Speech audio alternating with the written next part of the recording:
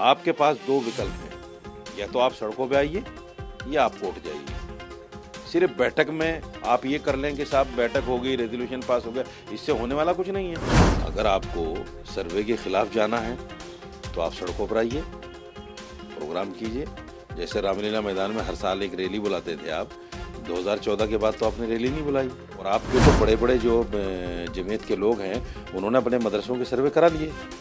तो क्या लोगों को बेवकूफ़ बनाने वाली जो कहानी बन रही है, मैं समझता हूँ कि इससे कुछ हासिल उसूल नहीं है। आप मुस्लिम अवाम को गुमराह न करें। या तो आप एक साइड बैठें, आप कहें कि साहब सर्वे होने दो।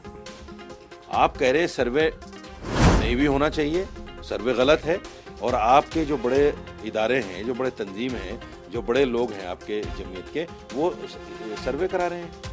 तो आप मुसलमानों को गुमराह करने की कोशिश क्यों कर रहे हैं? अब ये जो सर्वे है, ये सर्वे सिर्फ और सिर्फ मुसलमानों को इससे गुमराह किया जा रहा है। ये सर्वे वो नहीं है जिस तरह से मुसलमानों को डराया जा रहा है। ये सिर्फ डराने की कवायद हो रही है। सर्वे का मतलब तो सर्वे होता है। सरकार बड़ा बना रही है और फिर उस खौफ को ज्यादा करने के लिए बैठकें हो रही हैं, उस खौफ को बढ़ाने के लिए बैठकें कर रहे हैं। सरकार ने जो खौफ डेवलप किया है कि साहब मदरसों से पता नहीं क्या होगा और कितने दहशतगर्द पकड़े जाएंगे और मदरसों में पता नहीं क्या तालीम होती है, फिर उसी खौफ को ज्यादा करने के लिए जमीयत प्रोग्राम कर रही है।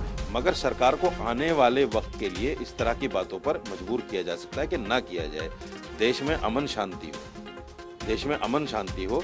आप एक वर्ग विशेष को डराकर जो है सियासत नहीं कर सकते। अगर आप देखिए, वाराणसी का हशर भी बाबरी मस्जिद जैसा होगा, ये मैं आज कह रहा हूँ आपके चैनल पे। कितना भी केस लड़ लो, कितना भी कुछ कर लो, रेजोल्यूशन पास कर दिया हमने, उसमें फला चीज़ें हैं, उसके बाद में क्या होता है आज तक किसी को नहीं बताया गया, उस पर क्या कार्रवाई है।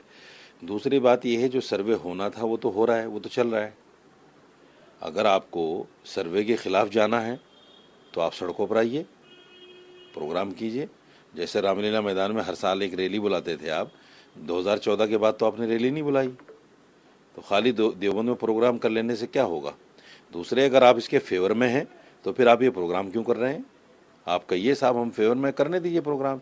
और आपके तो बड़े बड़े जो जमीयत के लोग हैं उन्होंने अपने मदरसों के सर्वे करा लिए।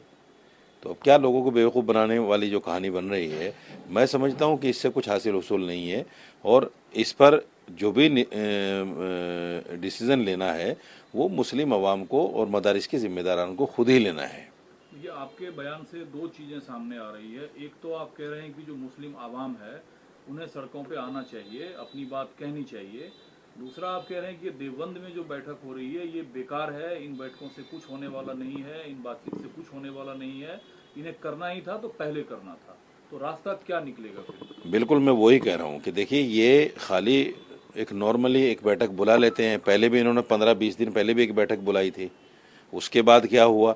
सवाल ये है कि इस तरह के प्रोग्रामों को, जिस तरह कांग्रेस हुकूमत में जमीयत उलमा सड़कों पर निकलकर रामलीला मैदान में प्रोग्राम करके जिस तरह से डटाई के साथ में उनका मुकाबला करती थी, आज जमीयत के अंदर वो चीज़ बाकी नहीं रही। अब ये सिर्फ घर में प्रोग्राम करके एक रेजोल्यूशन पास कर देते हैं कि साहब हाँ हो गया जो कुछ होना था। अरे ऐसे थोड़े होता है मेरे भाई। आप मुस्लिम अवाम को गुमराह न करें। या तो आप एक साइड बैठें, आप कहें कि साहब सर्वे होने दो। आप कह रहे सर्वे नहीं भी होना चाहिए, सर्वे गलत है, और आपके जो बड़े इदारे हैं, जो बड़े तंजीम हैं, जो बड़े लोग हैं आपके जमीयत के, वो सर्वे करा रहे हैं। तो आप मुसलमानों को गुमराह करने की कोशिश क्यों कर रहे हैं? मुसलमानों को गुमराह मत कीजिए, मुसलमानों को अपने हाल पे छोड़ दीजिए। फिर मुसलमान डिसीजन लेगा कि मुझे सड़कों पर आकर इसका डिसीजन लेना है, या मुझे कोर्ट में जाना है, या मुझे क्या करना है। मुसलमान पर छोड़ दीजिए इसको। आप कह रहे हैं मुसलमानों को गुमराह या बेवकूफ़ बनाने की कोशिश ये देवबंद के लोग कर रहे हैं, तो क्या करे मुसलमान फिर? मुसलमानों को चाहिए कि अपना डिसीजन खुद ले। इसलिए कि देखिए, ये जो सर्वे है ये तो सबको पता है कि हिंदुस्तान की जितनी मसाजिद हैं, जितने मदारिस हैं, हर 6 महीने में साल में एक बार उनका सर्वे ऑलरेडी होता है, और वो सरकार की पोर्टल पर पड़ा हुआ है कि सर्वे हुआ है और ये है फलां, सारी चीज़ें होती है। इवन मस्जिद का भी सर्वे होता है, मस्जिद में कौन इमाम है, मुअज्जिन कौन है, कितने लोग यहाँ रहते हैं, ये सारा सर्वे सरकार के पास होता है। अब ये जो सर्वे है, ये सर्वे सिर्फ और सिर्फ मुसलमानों को इससे गुमराह किया जा रहा है। ये सर्वे वो नहीं है जिस तरह से मुसलमानों को डराया जा रहा है, ये सिर्फ डराने की कवायद हो रही है। सर्वे का मतलब तो सर्वे होता है। अरे भाई, आप चुपचाप जब हर साल करते हैं तो करिए चुपचाप। आपने इसको इतना बड़ा बना दिया ताकि मुसलमानों में खौफ पैदा हो। कौन बड़ा बना रहा है? जो बैठ के कर रहे हैं वो बड़ा बना रहा है या सरकार बड़ा बना रही है? सरकार बड़ा बना रही है और फिर उस खौफ को ज्यादा करने के लिए बैठकें हो रही हैं। उस खौफ को बढ़ाने के लिए बैठकें कर रहे हैं लोग। सरकार ने जो खौफ डेवलप किया है कि साहब मदरसों से पता नहीं क्या होगा और कितने दहशतगर्द पकड़े जाएंगे और मदरसों में पता नहीं क्या तालीम होती है, फिर उसी खौफ को ज़्यादा करने के लिए जमीयत प्रोग्राम कर रही है। अरे भाई, जब आपके बड़े लोगों ने, जिम्मेदारों ने सर्वे करा लिए तो ये बैठक क्यों कर रहे हैं आप? साफ तौर पर ये आप कह रहे हैं कि देवबंद की जो बैठकें हैं वो मुसलमानों को बेवकूफ़ बनाने के लिए, डराने के लिए की जा रही है। अब जो सर्वे पर बैठक हो रही है बिल्कुल डराने वाली कहानी है, बेवकूफ़ बनाने वाली कहानी है। कोई फ़ायदा इससे होने वाला नहीं है। आपके पास दो विकल्प हैं, या तो आप सड़कों पे आइए या आप कोर्ट जाइए। सिर्फ बैठक में आप ये कर लें कि साहब बैठक हो गई, रेजोल्यूशन पास हो गया, इससे होने वाला कुछ नहीं है। सड़क पे आके क्या होगा? सड़क पे आके जैसे किसानों ने आंदोलन किया, सरकार मजबूर हुई, लेकिन ये कोई कानून नहीं है जिसकी वजह से, मगर सरकार को आने वाले वक्त के लिए इस तरह की बातों पर मजबूर किया जा सकता है कि ना किया जाए। देश में अमन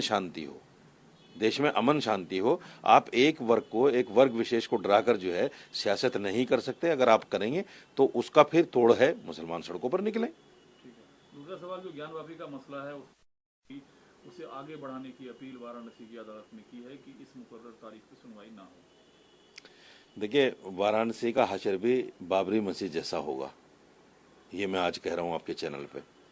कितना भी केस लड़ लो, कितना भी कुछ कर लो, बाबरी मस्जिद का लास्ट में जब फैसला हुआ तो कोर्ट ने ये कह दिया कि भाई मंदिर तोड़कर मस्जिद नहीं बनी। यहाँ 92 में जो बाबरी मस्जिद टूटी है वो भी गैर कानूनी थी। जिन लोगों ने ये षड्यंत्र रचाया उनके खिलाफ कार्रवाई भी होनी चाहिए, और फिर भी ये कह दिया कि मैं ये जगह रामलला को दे रहा हूँ। तो केस करके आप क्या करेंगे? इसका भी एक ही रास्ता है कि लोग सड़कों पर आएं। लोग सड़कों पर आकर हुकूमत के सामने अपनी बात रखें।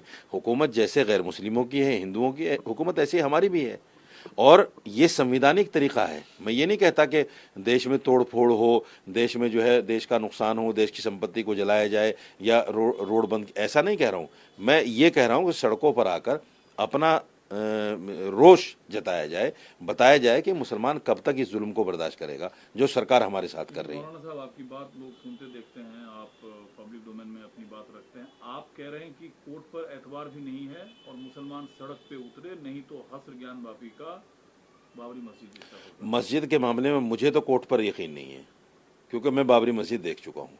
जिसको यकीन है वो जाए कोर्ट, और जा रहे हैं बहुत लोग, लेकिन होना यही है जो बाबरी मस्जिद के मामले में मुझे यकीन नहीं है।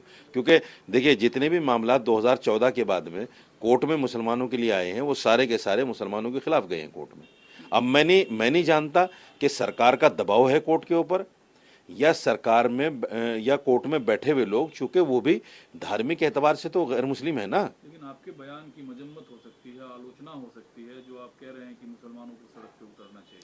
नहीं, सड़क पर उतरना ही मेरा संवैधानिक अधिकार है। मैं ये थोड़ा कह रहा हूँ कि आप सड़कें जलाओ, गाड़ियाँ जलाओ, रोड जाम करो, रेल जाम, मैं ऐसा नहीं कह रहा हूँ। ये मेरा संवैधानिक अधिकार है कि मैं अपने रोष को जंतर मंतर पर आकर जताऊँ, मैं जगह जगह जो है धरने प्रदर्शन करूँ, ये मेरा संवैधानिक अधिकार है।